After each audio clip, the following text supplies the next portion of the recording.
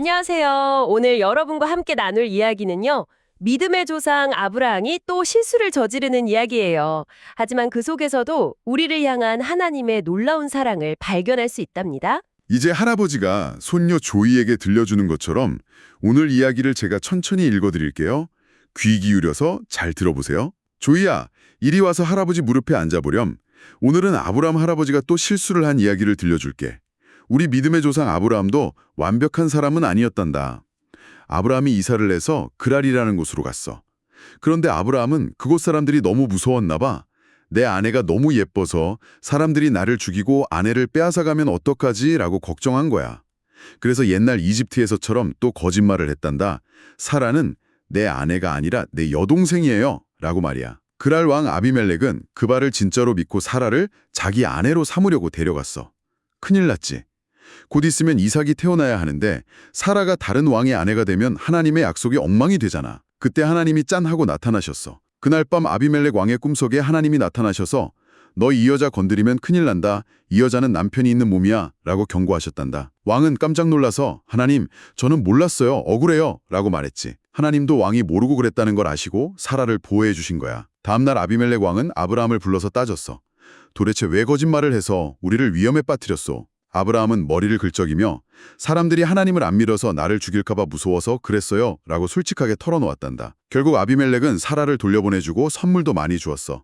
아브라함이 미안한 마음으로 왕을 위해 기도해주자 하나님은 아비멜렉 집안의 병을 고쳐주셨단다. 아브라함이 실수했지만 하나님은 끝까지 약속을 지키시고 보호해 주신 거야. 와, 정말 아슬아슬한 순간이었네요. 아브라함이 무서워서 또 거짓말을 했어요. 이집트에서랑 정말 똑같이요. 맞아요. 자기 아내 사라를 누이라고 속였고 그랄의 왕 아비멜렉은 그 말을 그대로 믿고 사라를 데려갔죠. 네, 정말 하마터면 큰일 날 뻔했어요. 약속의 아들 이삭이 태어나야 하는데 말이에요. 바로 그때였죠. 네, 바로 그때 하나님께서 아비멜렉 왕의 꿈에 나타나셨어요. 아주 단호하게 말씀하셨죠. 그 여인은 남편이 있는 사람이다. 이렇게 딱 알려주시면서 사라를 지켜주신 거잖아요. 아, 정말 하나님은 모든 것을 다 보고 계시는구나 싶어요. 여기서 우리가 좀 주목해야 할 점이 있어요. 어떤 점이죠? 아브라함이 믿음의 조상이라고 불리지만 이렇게 두려움 때문에 거짓말을 하는 연약한 모습을 보였다는 거예요. 맞아요. 그 마음 정말 잘 알죠. 우리도 가끔 무섭거나 혼날까봐 거짓말하고 싶을 때가 있잖아요. 바로 그거예요. 우리랑 똑같은 거죠. 그런데 하나님은 아브라함이 실수했다고 해서 너 이제 내 사람 아니야 하고 버리신 게 아니더라고요. 버리지 않으셨죠. 오히려 그 약속을 지키기 위해서 더 적극적으로 직접 일하셨어요. 바로 그 점이 정말 중요해요. 하나님께는요, 우리의 행동보다 하나님 스스로 하신 그 약속이 훨씬 더 중요한 분이라는 거죠. 와, 정말 놀라운 사실은요. 하나님께서 아비멜렉한테 아브라함을 뭐라고 소개하셨는지 아세요? 뭐라고 하셨죠? 선제자라고 하셨다는 거예요. 아니, 거짓말해서 이 모든 상황을 엉망으로 만든 것처럼 보였는데 말이죠. 그렇죠. 그는 선지자다 이렇게 말씀하시면서 그가 너를 위해 기도하면 네가 살 것이다 라고 덧붙이셨어요. 아브라함의 권위를 오히려 세워주신 거네요. 맞아요. 아브라함이 잘나서가 아니에요. 하나님이 선택하셨기 때문이죠. 이게 우리에게도 똑같이 적용되는 거랍니다.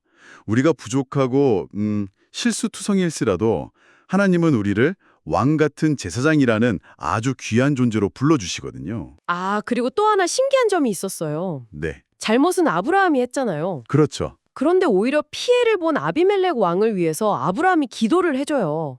그리고 그 기도를 통해서 아비멜렉의 집안이 회복되고요. 이게 좀 이상하지 않아요? 허허, 그 모습이 바로 죄인인 우리를 위해 대신 기도해 주시고 우리를 고쳐주시는 예수님의 모습을 미리 보여주는 것과 같아요. 아, 그렇군요. 네, 자신의 실수에도 불구하고 다른 사람을 위해 기도하고 축복하는 모습. 정말 깊은 뜻이 담겨 있는 장면이죠. 와, 저는 그냥 겁쟁이 아브라함 이야기인 줄로만 알았는데 그 뒤에 숨겨진 하나님의 신실하신 사랑하고 계획이 정말 놀라워요. 이 이야기를 통해서 우리는 그래서 아주 중요한 교훈을 얻을 수가 있어요. 네. 혹시 혼날까 봐 아니면 친구들이 놀릴까 봐 거짓말하고 싶은 마음이 들 때요. 아, 그럴 때. 네, 바로 그럴 때 아브라함을 지켜주셨던 하나님을 기억하는 거예요. 맞아요. 하나님은 우리가 정직하게 말할 때 기뻐하시고 거짓말을 하지 않아도 우리를 충분히 지켜주실 수 있는 강한 분이니까요. 그럼요. 그리고 혹시 아브라함처럼 실수를 했더라도 괜찮아요. 괜찮다고요. 네, 괜찮아요. 하나님께 솔직하게 말씀드리고 회개하면 하나님은 언제나 우리를 용서하시고 다시 바로잡아 주신답니다. 자, 오늘 이야기를 들은 여러분은 무엇을 결심했나요? 우리 함께 이렇게 다짐해보면 어떨까요? 나는 무서워도 거짓말하지 않을 거야. 그리고 실수해도 다시 하나님께 기도할 거야. 좋아요.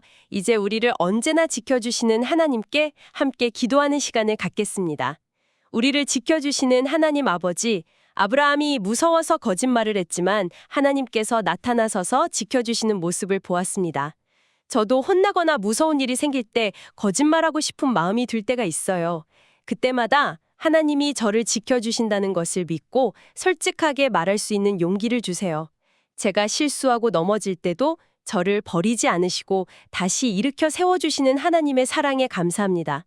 우리의 영원한 보호자 되시는 예수님의 이름으로 기도합니다. 아멘. 아브라함의 실수에도 불구하고 하나님은 사라를 안전하게 지켜주셨어요. 네. 왜냐하면 이제 정말로 기적 같은 일이 일어나야 하거든요. 아, 드디어 하나님의 약속의 아들 이삭이 태어나는군요. 맞습니다. 할아버지 아브라함하고 할머니 사라는 얼마나 기뻐했을까요? 다음 이야기도 많이 기대해 주세요.